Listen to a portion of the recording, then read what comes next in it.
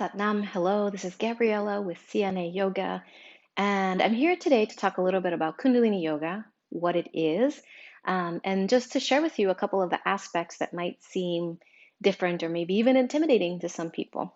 So, I am a KRI certified Kundalini Yoga instructor at the 200-hour level, and Kundalini Yoga has been very transformational in my life. One of the main reasons why it has is because it's got a beautiful formula, if you will. It's very scientific.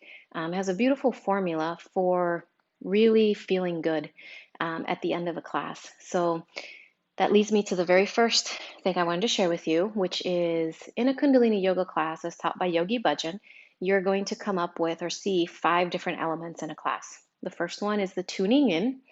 The second one is a kriya or a set of postures. The third one is deep relaxation. The fourth one is meditation. And then the fifth element is an affirmation that we use to close the class called the Long Time Sunshine Song. So when you find those 5 elements in a class, then you know that you're in a Kundalini Yoga class as taught by Yogi Bhajan. So the first question is, what is Kundalini Yoga, right? And hey, why reinvent the wheel? This is my level 1 teacher book.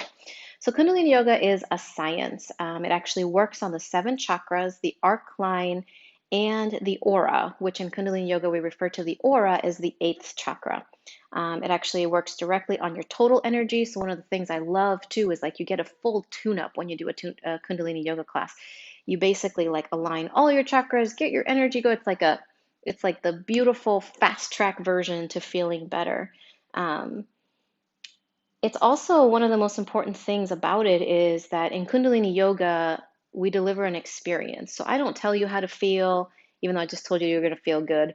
I don't tell you how to feel. I don't make corrections to how you move unless, I see something that could be very harmful to you. But at the end of the day, what you're doing is you're engaging in an experience with yourself and you're using these very particular movements, very particular breath patterns, very particular sequences in order to activate that movement or that feeling, that energetic experience. Um, it actually, as the book says, it goes right into your heart and extends your consciousness so you may have a wider horizon of grace and knowing of the truth.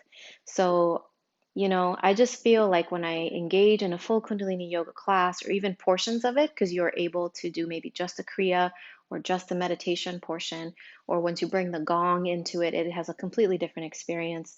Um, but you really can just kind of quiet the mind and bring some physicality into the body to get like those wiggle jiggles out, and then really just allow yourself to feel what you feel in the moment. So it's a beautiful practice. And as my channel progresses, I'm going to be sharing more full-length Kundalini Yoga classes with you as well. So to prepare, I just wanted to share with you. So the very first element of the class is the tuning in. So tuning in, we do that with a mantra called Ong Namo Gurudev Namo. It's called the Adi mantra, which means it's the first thing that we do in a Kundalini Yoga class. So Ong Namo Gurudev Namo. This means I bow to the subtle divine wisdom, the divine teacher within. It sounds very similar to when you say namaste, the light in me honors the light in you, or the teacher in me honors the teacher in you. And it's an ancient yogic mantra which allows the chanter to relate instantly to the divine teacher within. Adi means primal or first, and mantra means the creative mental projection using sound. So we use that for a variety of reasons. Number one, so that we can connect to each other. Number two, so we can connect to Yogi Bhajan and the golden chain or pool of teachers that came before us. And it really helps set the space. So it's akin to maybe taking a few deep breaths. It's akin to sometimes I think of like when you take your shoes off and put your slippers on at home, like the workday is done, now you're home, right? So the Adi Mantra does just that. So we chant it 3 times, each time in one breath, and it sounds like this. Om Namo Gurudev Namo. So you're welcome to practice that. Om Namo Gurudev Namo. You may just want to practice even any point in time when you feel like you need an energy reset. But Om Namo Guru Dev Namo is the Adi mantra, and the first thing that we do in a Kundalini yoga class is taught by Yogi Bhajan. Then we move into the Kriyas. So Kriyas are a set of defined postures. In Kundalini Yoga, we end up doing some vigorous or rigorous activity, followed by a few moments of relaxation or stillness or silence, and then you repeat it to create a set of, or a Kriya set. So there's thousands of Kriya sets in Kundalini Yoga. So you can find one for anything. You can find one for to heal the stomach. You can find one to align the 10 bodies, the chakras, anything you want. There's a Kriya for that. That's what I like to say. What do you need? There's a Kriya for that. So we tune in, we've got our Kriyas, then we move into a deep relaxation. So a deep relaxation is usually akin to Shavasana in a non-Kundalini yoga class. That's when you're going to be guided into laying down, maybe covering yourself with a blanket. And then depending on the Kundalini yoga instructor, if they have a gong, then they'll play the gong for you during deep relaxation. And the vibrations of the gong are incredibly powerful and allow you to really just integrate the exercises, the postures that you previously did, really prime the body and set the stage for accepting the meditation that comes afterwards. And it really, the brain becomes, or the mind, I should say, becomes defenseless to the vibrations of the gong. It is said that you can't, within a few seconds, they say that you can't go longer than 90 seconds without your brain finally saying, I give up, I can't make sense of these vibrations, so I'm just going to relax and let it go.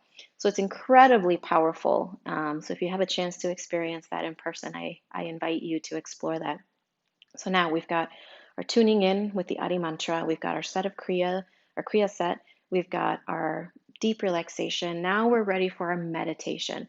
So a lot of times we think that meditation is just sitting in cross-legged pose, eyes closed, trying to empty the mind. And that may be true in Kundalini Yoga as well. Again, we have thousands of different kinds of meditations for a calm heart, to balance the tattvas, to for stress and anxiety, whatever you need. Again, whatever you need, there is a meditation for it. So again, in Kundalini Yoga, we use the angles of the body, we use the different energies of the fingers, sort of like if you think of Chinese medicine or acupuncture, we use the pressure points for different things, the eye posture, the chanting. It's all very precise in order to evoke a specific reaction, which actually can affect the different organs of the body, the pituitary, the pineal, anything. So, and that's another reason why in Kundalini things are very specific and done a certain way because it's intentional. So, in a meditation, you may just sit quietly with no mantra and focus on your breath. You may have a more active meditation. I just recently did one where you go like this for however long you can stand it. So there's a lot of different things that you can do. And then after we finish with our meditation, then we end the class with what's called the Long Time Sunshine Song. That's a beautiful affirmation. And the words are, may the long time sun shine upon you, all love surround you, and the pure light within you guide your way on. There's versions of it in Spanish and other languages. And it's just a beautiful way to close the practice and end the experience. And also to ground you because you are moving a lot of energy. You are really accessing parts of yourself that maybe you don't normally access. So it's a beautiful way to also just ground, give gratitude, be in reverence of the practice and the teachings. Another thing that might feel different is that we do tend to bow at the end of a class, and we always say that we bow to the teachings, not the teacher. You can also bow to bring the wisdom from your head down to your heart. So again, it's just a beautiful, reverent practice. It feels good to say that. It just feels peaceful and calming and full of grace and gratitude. So again, the 5 elements of a Kundalini Yoga class, tuning in with the Adi mantra, Ong Namo Gurudev Namo. Then we do our Kriya set, which is a set of exercises, our postures. We move into a deep relaxation, sometimes with the gong, sometimes in silence, sometimes with just playing specific mantra music. Then we move into our meditation, which could invoke pranayam, which is breath, mudra, which is hand movement, drishti, which is eye posture or eye movement, a whole combination, any of those pieces, all, some, and then we close with the Long Time Sunshine song. At the very end, when we do our bowing, we say Sat Nam, and Sat means truth, Nam means identity. So as we close and we say three long Sat Nams, just to again seal the practice.